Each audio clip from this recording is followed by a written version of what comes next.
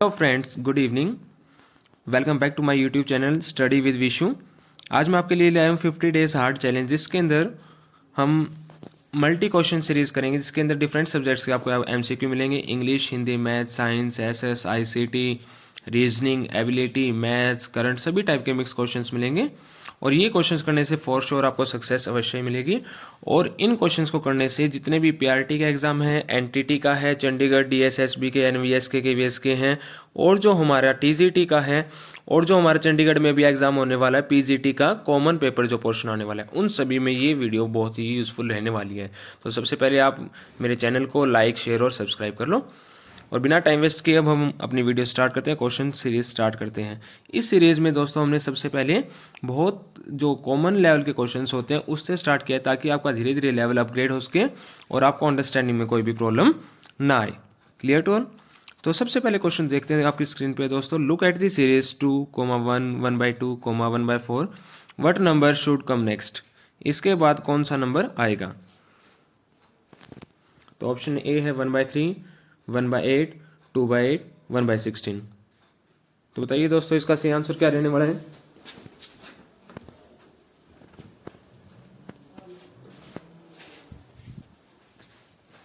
Option A, B, C, D. बताइए दोस्तों एक बार करके देखिए। तो बहुत ही सिंपल क्वेश्चन है इसका दोस्तों, आंसर रहेगा B option, 1/8 is the correct answer. देखो दोस्तों ये फर्स्ट क्वेश्चन कैसे हुआ, 2, 2 का हाफ 1, 1 का हाफ 1/2, 1/4, और उसका हाफ क्या हो जाएगा दोस्तों 1/8। नेक्स्ट क्वेश्चन है दोस्तों हमारे पास सेकंड क्वेश्चन है। देखिए दोस्तों हमारे पास स्क्रीन के ऊपर क्या है। सेकंड क्वेश्चन में look at the series 7, 10, 8, 11, 9, 12, what should become next. इसके बाद क्या आएगा दोस्तों? तो option A, B, C, D, कौन सा क्वेश्चन आएगा? देखिए ध्यान से दोस्तों, ए, बी, सी, डी, कौन सा ऑप्शन आने वाला है?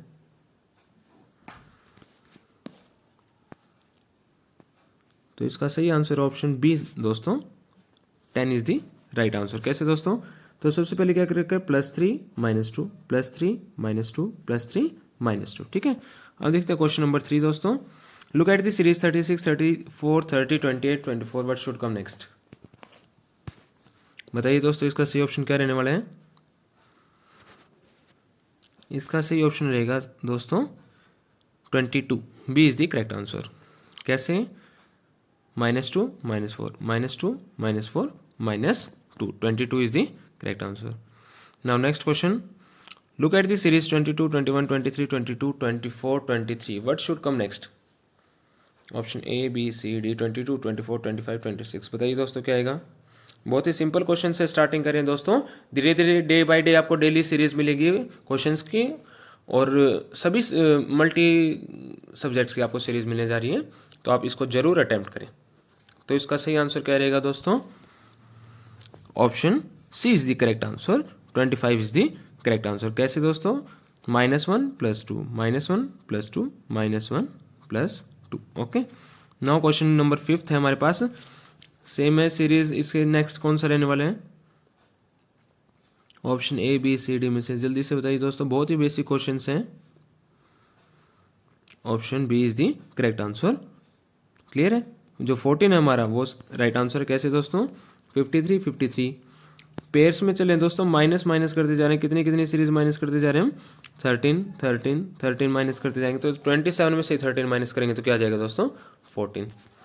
Now 6 question is choose the correct spellings. तो कुछ एक इंग्लिश के क्वेश्चंस करें दोस्तों भी हम। इनमें से एफिशिएंट, जो भी स्पेलिंग दे रखी है, इनमें से कौन सी स्पेलिंग ठीक है? क्या ऑप्शन ठीक रहने वाला है दोस्तों? ध्यान से देखिए, बताइए क्या रहेगा। Option A, B, C, D में से एफिशिएंट।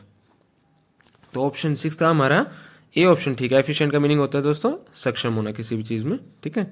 अब क्वेश्चन 7 है, चूज द करेक्ट स्पेलिंग। इन चारों ए, बी, सी, डी ऑप्शन में से कौन सा ठीक है? तो option C is the correct answer, FOREIGN, foreign, विदेश। ठीक है, विदेश मतलब होता है फॉरेन का मतलब, तो foreign, option C is the correct answer. फिर question number 8, choose the correct spelling. 8th में क्या आएगा दोस्तों? बताइए कौन सी स्पेलिंग ठीक है इनमें से? Ominous, option C is the correct answer. Ominous का मीनिंग क्या होता है दोस्तों? कुछ अच्छा न होने वाला, फिर अमंगल होने वाला है, फिर ऐसी स्थिति जहाँ पे कोई नेगेटिव इफेक्ट हो, एक तरह से नेगेटिव होने की आशंका हो, एक तरह से ओमिनस का मीनिंग होता है दोस्तों। नेक्स्ट क्वेश्चन अब हमारे पास क्वेश्चन नंबर 9 है, चूज द करेक्ट स्पेलिंग। बताइए दोस्तों 9 का क्या रहने वाला है, कौन सा स्पेलिंग ठीक है। तो option B is the correct answer, passenger, यात्री। ठीक है, पैसेंजर का मीनिंग क्या होता है दोस्तों, यात्री। साथ साथ आप इनके मीनिंग वगैरह भी करते जाओगे तो आपको इडियम्स वगैरह में, एंटोनिम, सिनोनिम, बहुत सारे क्वेश्चंस में ये हेल्पफुल रहने वाले हैं। 10th क्वेश्चन दोस्तों हमारे पास, चूज द करेक्ट स्पेलिंग। इनमें से कौन सी स्पेलिंग ठीक है, ए बी सी डी, बताइए दोस्तों।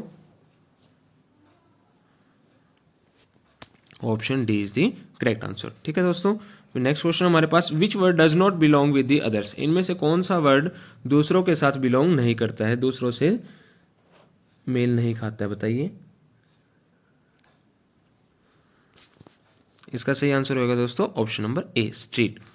बाकी सब तो क्या है दोस्तों, फ्रीवे, इंटरस्टेट, एक्सप्रेसवे, तो बाकी सब एक तरह से हाईवे हैं और स्ट्रीट एक तरह से उनसे मैच नहीं होते। ऑप्शन क्वेश्चन नंबर 12 है दोस्तों हमारे पास, इनमें से कौन सा एक बाकी सबसे बिलोंग नहीं करते हैं, बताइए दोस्तों।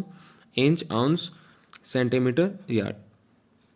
तो option B is the correct answer, क्योंकि आउंस क्या होती है दोस्तों, एक मास की यूनिट है, मास को मेजर करने के लिए यूज होती है, और बाकी जितनी भी इंच, सेंटीमीटर और यार्ड किस चीज़ को मेजर करने के लिए काम आती है, लेंथ को मेजर करने के लिए। क्लियर है सभी को।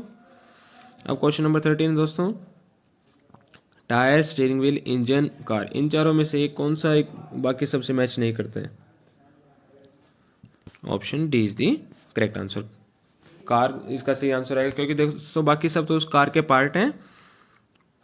ठीक है, क्वेश्चन नंबर 14 है, ट्यूलिप, रोज, बर्ड, डेजी, इनमें से कौन सा बाकी से मैच नहीं कर रहे,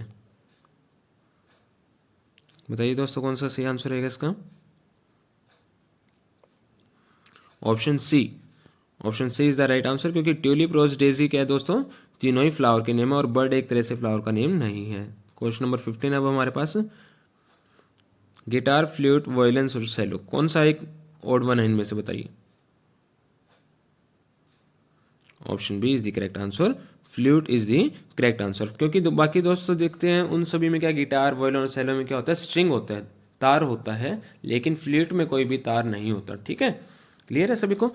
अब क्वेश्चन नंबर 6 है दोस्तों हमारे पास, brass get discoloured because in the presence of which of the following gases. Brass का जो कलर है डिसकलर्ड हो जाता है, वो अपना कलर छोड़ देता है, किसकी वजह से छोड़ देता है, कौन सी गैस की वजह से, oxygen, hydrogen sulphide, carbon dioxide या नाइट्रोजन, बताइए दोस्तों इसका क्या आंसर सही रहेगा।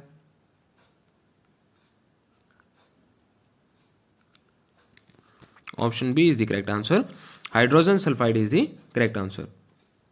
ब्रास डिसकलर हो जाएगा, वो अपना कलर छोड़ देगा हाइड्रोजन सल्फाइड के प्रेजेंस में अगर वो रहता है तो। फिर क्वेश्चन नंबर 17 दोस्तों, which of the following is a non metal that remains at liquid at room temperature. एक ऐसा नॉन मेटल बताना है दोस्तों जो कि रूम टेम्परेचर पर लिक्विड रहता है। नॉन मेटल क्या होते हैं दोस्तों, जो मेनली गैसेज है एक तरह से, वो क्या है हमारे पास, नॉन मेटल की स्टेट रहती है। ठीक है, तो फॉस्फोरस, ब्रोमीन, क्लोरीन, हीलियम, कौन सा रहेगा इसमें से, ब्रोमीन। तो ब्रोमीन ही एकमात्र एक ऐसा मेनली नॉन मेटल है जो कि लिक्विड स्टेट में रहता है, बाकी ऑलमोस्ट क्या रहते हैं, गैसीय स्टेट के अंदर। अब क्वेश्चन नंबर 18 है दोस्तों, chlorophyll in naturally occurring chelate compound in which central metal is. Chlorophyll के अंदर सेंट्रल मेटल कौन सा प्रेजेंट होता है, कॉपर, मैग्नीशियम, आयरन, कैल्शियम, बताइए दोस्तों कौन सा रहते हैं।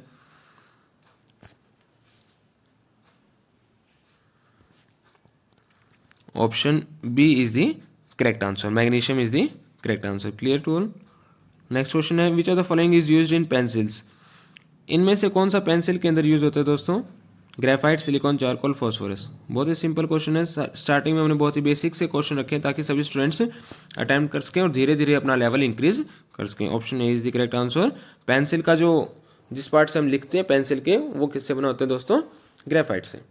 दोस्तों अब क्वेश्चन नंबर 20 देखते हैं दोस्तों, इसमें क्या दे रखा है, which of the following metals form an amalgam with other metals. इनमें से कौन सा अमेलगम बनाता है अदर मेटल के साथ। अमेलगम क्या है, एक एलोय है दोस्तों, तो उस एलोय में, अमेलगम में कौन सा मेटल का यूज होता है, टिन, मरकरी, लेड, जिंक, बताइए।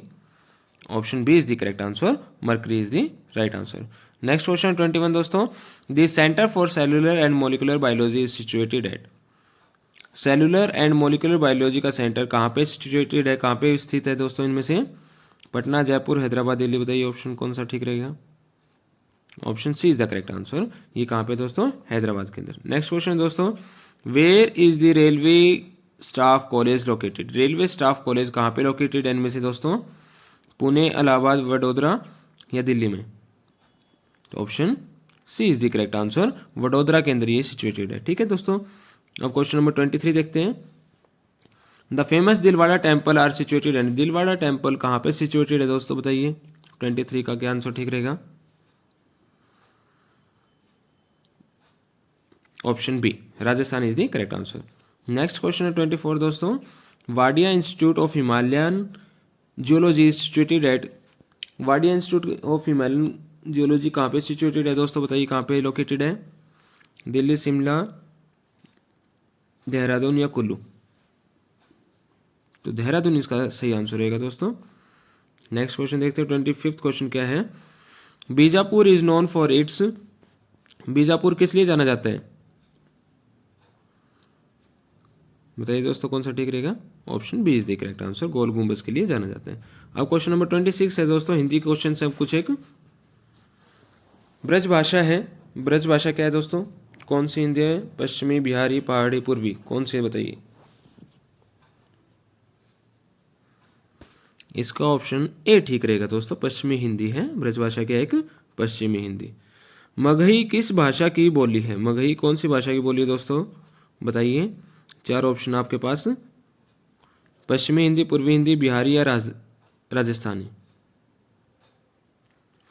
तो इसका ऑप्शन सी ठीक रहेगा दोस्तों, बिहारी बोली की भाषा है।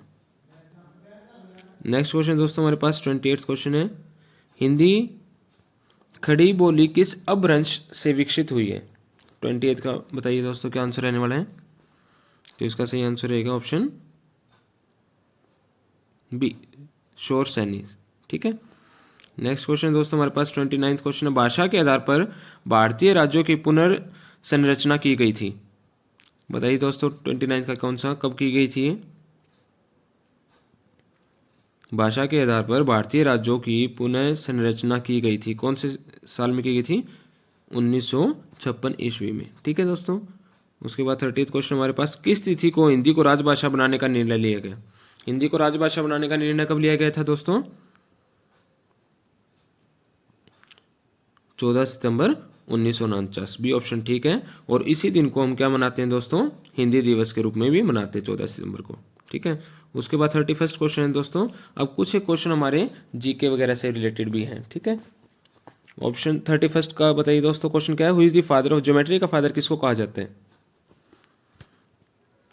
तो ये option B is the correct answer, Euclid को एक तरह से फादर ऑफ ज्योमेट्री कहा जाता है। ठीक है दोस्तों, ये सभी क्वेश्चन बहुत इंपॉर्टेंट है कम्पिटिटिव से रिलेटेड, और जो भी बच्चे पीआरटी, टीजीटी, पीजीटी, क्योंकि कॉमन पेपर तो पीजीटी का भी होगा ना चंडीगढ़ में भी, और डीएसएसबी की जो भी प्रिपरेशन कर रहे हैं, अभी डीएसएसबी की वैकेंसी आई हुई है तो सभी अपना फॉर्म फिल कर लेना, तो इन सभी की तैयारी के लिए बहुत ही यूजफुल रहने वाला है। तो 32 क्वेश्चन दोस्तों, who is known as the iron man of India? Iron man के नाम से कौन जाना जाता है बताइए? इसका ऑप्शन डी ठीक रहेगा दोस्तों, सरदार वल्लभ भाई पटेल। 33 क्वेश्चन दोस्तों, which professor Amartya Sen is famous for which field? तो अमृता सेन किस फील्ड में फेमस है भाई? कौन से इस प्रोफेसर कौन सी फील्ड में फेमस है बताइए? Option A biochemistry, electronics, economics या जियोलॉजी? तो इसका सी ऑप्शन ठीक है दोस्तों, इकोनॉमिक्स फील्ड के अंदर ये फेमस पर्सनैलिटी है, प्रोफेसर हैं। 34th क्वेश्चन है दोस्तों, which of the following was Satyajit Ray associated with? Satyajit Ray किससे एसोसिएट करते हैं दोस्तों, किससे उनका संबंध है? फिल्म डायरेक्शन से। तो फिल्म डायरेक्टर है वो, एक तरह से फिल्म डायरेक्शन से उनका संबंध है। 35th क्वेश्चन दोस्तों हमारे पास, Amjad Ali Khan is associated with which of the following instruments? Amjad Ali Khan कौन सा इनमें से इंस्ट्रूमेंट बजाते हैं, यूज करते हैं? 35th का बताइए दोस्तों। इसका ए ऑप्शन ठीक रहेगा, सरोद बजाते हैं एक तरह से वो। ठीक है। Who is the father of computer? अब कुछ क्वेश्चन कंप्यूटर के दोस्तों, who is the father of computer? कुछ एक बेसिक क्वेश्चन ले रखे हमने, फर्स्ट आज एक तरह से डे है तो इसीलिए हमने कुछ बेसिक क्वेश्चन किए हैं। तो कंप्यूटर के भी कुछ बेसिक क्वेश्चन हैं, धीरे धीरे हम अपना लेवल इंक्रीज करेंगे। तो Charles Babbage is known as the father of computer. ठीक है दोस्तों। 37वां क्वेश्चन दोस्तों, what is the full form of CPU. CPU की क्या फुल फॉर्म रहेगी दोस्तों, सेंट्रल प्रोसेसिंग यूनिट। बहुत ही आसान सा क्वेश्चन है। अब उसके बाद हमारे पास 38 क्वेश्चन है दोस्तों, which of the following computer language is written in binary codes only. इनमें से कौन सी ऐसी लैंग्वेज है जो बाइनरी कोड्स में ही लिखी जाएगी। बाइनरी कोड्स कौन से होते हैं दोस्तों, बाइनरी का अंदर होता है 2, तो सिर्फ एक तरह से हम कह सकते हैं 0 और 1 की फॉर्म में जो लैंग्वेज लिखी जाए उसको बाइनरी कोड्स भी कह सकते हैं। तो इसका कौन सा ऑप्शन ठीक रहेगा, पास्कल, C++ या मशीन लैंग्वेज, बताइए दोस्तों। इसका बी ठीक है दोस्तों, machine language is the correct answer. फिर उसके बाद question 39, which of the following is the brain of the computer. इनमें से कौन सा ब्रेन ऑफ कंप्यूटर कहा जाता है, CPU, मेमोरी, ALU या कंट्रोल यूनिट। तो CPU is known as the brain of computer. 40th question दोस्तों हमारे पास, which of the following is not a characteristics of computer. Characteristics इनमें से कौन सी नहीं है, वर्सेटिलिटी, एक्यूरेसी, डिलीजेंस या IQ। तो एक तरह से IQ नहीं होता उसका खुद का कंप्यूटर का, तो option D is the correct answer. IQ क्या होता है दोस्तों, इंटेलिजेंस क्वोशिएंट। 41 क्वेश्चन दोस्तों हमारे पास, permanent revenue settlement of Bengal was introduced by. Permanent revenue settlement Bengal के अंदर किसने इंट्रोड्यूस किया था। कुछ एक ऐसे से रिलेटेड क्वेश्चन है हम, तो option D is the correct answer. Cornwallis ने एक तरह से परमानेंट रिवेन्यू सेटलमेंट की इंट्रोडक्शन की थी बंगाल के अंदर। द फर्स्ट 42nd क्वेश्चन दोस्तों, the first women ruler in Indian history was. First women ruler Indian history में कौन थी, सबसे पहली शासिका, बताइए दोस्तों। Option A, B, C, D। Option A is the correct answer. Razia Sultan को सबसे पहले महिला शासिका होने का दर्जा प्राप्त है। तो 43rd क्वेश्चन दोस्तों हमारे पास, the city of Vijayanagar is also known as. जो सिटी है विजयनगर उसको किस नाम से जाना जाता है। तो इसका क्या सही आंसर रहेगा दोस्तों, option C is the correct answer, Hampi is the right answer. उसके बाद 44th क्वेश्चन दोस्तों हमारे पास, the battle of Tarain took place between. Tarain का जो युद्ध हुआ था वो किस किस के बीच में हुआ था,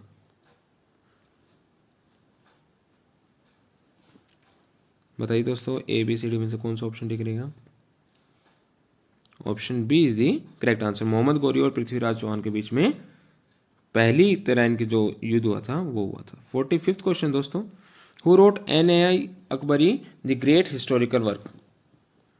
तो NAI अकबरी को किसने लिखा था दोस्तों, बताइए 45th क्वेश्चन का आंसर।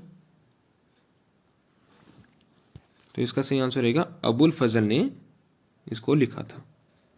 46th क्वेश्चन दोस्तों हमारे पास, Prithviraj Raso was written by. Prithviraj Raso को किसने लिखा था।